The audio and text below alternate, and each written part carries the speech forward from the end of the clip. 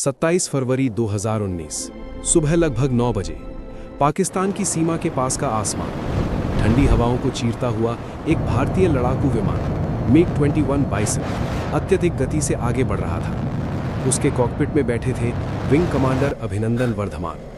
चेहरे पर अजीब सी शांति, जैसे भीतर कोई तूफान पूरी तरह नियंत्रित हो चुका हो, और आंखों में ऐसा संकल्प जो किसी भी भय को स्वीकार करने से इनकार कर चुका था। नीचे फैली दुश्मन की जमीन, ऊपर मंडराता हुआ खतरा, और इन दोनों के बीच एक अकेला पायलट जो सिर्फ एक मिशन नहीं बल्कि एक अनिवार्य टकराव की ओर बढ़ रहा था। उस क्षण आसमान सिर्फ एक खाली विस्तार नहीं था, बल्कि वो एक युद्ध भूमि बन चुका था, जहां हर सेकंड किसी बड़े विस्फोट की प्रस्तावना लिख रहा था। भारतीय वायुसेना के रडार सिस्टम पर कुछ असामान्य गतिविधियां दर्ज हो चुकी थी। नियंत्रण कक्ष के भीतर बैठे अधिकारी लगातार स्क्रीन पर उभरते संकेतों को पढ़ रहे थे। ये कोई सामान्य गश्त नहीं थी, बल्कि एक सुनियोजित घुसपैठ का प्रयास था। कई पाकिस्तानी लड़ाकू विमान भारतीय सीमा की ओर बढ़ रहे थे और हालात तेजी से युद्ध जैसी स्थिति में बदलते जा रहे थे। इसी निर्णायक क्षण में अभिनंदन वर्धमान ने बिना किसी हिचकिचाहट के अपने विमान की दिशा बदल दी।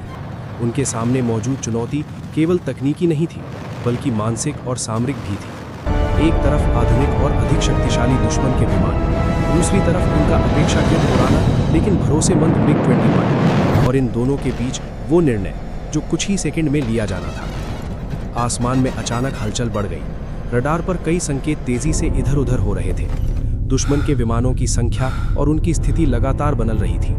उनमें से एक विमान F-16 अपनी गति और तकनीक के कारण सबसे खतरनाक माना जा रहा था। लेकिन उस दिन ये मुकाबला केवल मशीनों की शक्ति का नहीं था, बल्कि उस व्यक्ति के साहस का था जो अपने देश की रक्षा के लिए हर सीमा पार करने को तैयार था।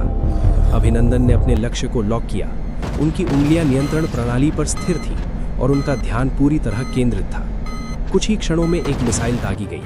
आसमान में एक तेज चमक उभरी और फिर एक विस्फोट ने सन्नाटे को चीर दिया। दुश्मन का विमान आग के गोले में बदल चुका था और उस क्षण ने इतिहास में अपनी एक गहरी छाप छोड़ दी। लेकिन युद्ध का संतुलन कभी स्थिर नहीं रहता। जैसे ही एक पक्ष आगे बढ़ता है, दूसरा जवाब देने के लिए तैयार हो जाता है। दुश्मन की ओर से जवाबी कार्रवाई शुरू हो चुकी थी। कई मिसाइलें अब अभिनंदन के विमान की दिशा में बढ़ रही थीं। MiG-21 अचानक झटकों से भर गया। कॉकपिट के भीतर अलार्म की आवाजें गूंजने लगी। हर तरफ चेतावनी संकेत चमक रहे थे, जैसे समय स्वयं उन्हें आगाह कर रहा हो कि अब हर क्षण निर्णायक है। उस अराजकता के बीच भी अभिनंदन का मन स्थिर था, लेकिन परिस्थितियां तेजी से उनके नियंत्रण से बाहर जा रही थीं। और फिर वो क्षण आया जब एक मिसाइल ने सीधे उनके विमान को निशाना बनाया। एक भयानक धमाके के साथ MiG-21 आग के लपटों में घिर गया और आसमान का रंग अचानक बदल गया। उस एक पल में लिया गया निर्णय जीवन और मृत्यु के बीच की अंतिम रेखा बन गया। अभिनंदन ने इजेक्ट किया। जलते हुए विमान से बाहर निकलते ही उनका शरीर तेजी से नीचे गिरने लगा। हवा का दबाव, नीचे आती हुई जमीन और चारों ओर फैला हुआ धुआं, सब कुछ एक साथ उनके चारों ओर घूम रहा था। कुछ सेकंड बाद उनका पैराशूट खुला और गिरने की गति थोड़ी धीमी हुई। लेकिन नीचे जो जमीन उनका इंतजार कर रही थी, वो उनकी अपनी नहीं थी। वो दुश्मन का क्षेत्र था, जहां हर कदम खतरे से भरा हुआ था। जैसे जैसे वो नीचे उतर रहे थे, उनके सामने एक नई वास्तविकता आकार ले रही थी, जहां अब युद्ध का स्वरूप पूरी तरह बदलने वाला था। जमीन पर उतरते ही स्थिति तुरंत बिगड़ गई। आसपास के क्षेत्र में हलचल मच गई। स्थानीय लोग और पाकिस्तानी सैनिक तेजी से उस स्थान की ओर बढ़ने लगे जहां एक भारतीय पायलट उतरा था।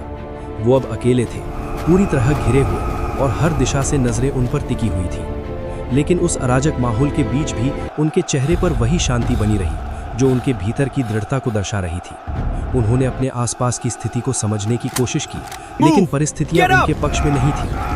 कुछ ही देर में उन्हें पकड़ लिया गया और उसी क्षण उनकी भूमिका एक सैनिक से बदलकर एक कैदी में परिवर्तित हो गई। अब शुरू हुआ एक अलग प्रकार का संघर्ष। ये युद्ध मैदान का नहीं था, बल्कि मानसिक दबाव और धैर्य की परीक्षा का था।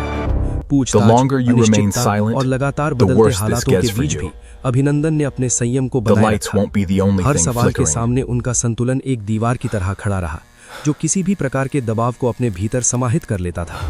उनके लिए ये केवल व्यक्तिगत संघर्ष नहीं था, बल्कि वो अपने देश की गरिमा और सम्मान का प्रतिनिधित्व कर रहे थे।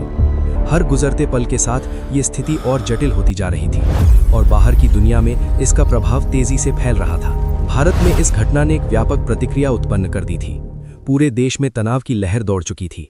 सरकार से